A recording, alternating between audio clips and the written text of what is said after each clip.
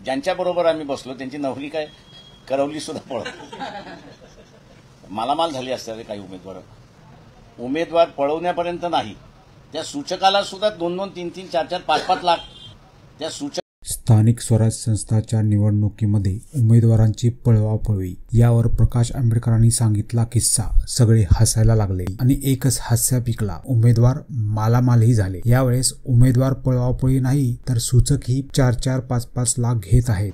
2 political पार्टीशी असणारं हे आमचं पॅनल आहे आणि हे 5 जागा आम्ही तुम्हाला देतो. नगराध्यक्ष आम्हाला पाहिजे. म्हटलं ठीक आहे, चला, एग्रीएबल झालं सगळं. ज्यांच्याबरोबर आम्ही बसलो त्यांची नवरी काय करवली सुद्धा पळत. शेवटी ते 7 उमेदवारांपैकी आमच्या इथे 3च उमेदवार राहिले. त्याचे पळवापळवी फार झाली आणि उमेदवार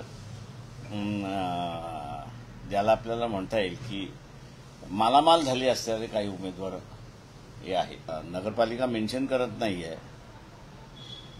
जिथे 3च उमेदवार आहेत आणि उरलेले सगळे निघून गेलेले आहेत.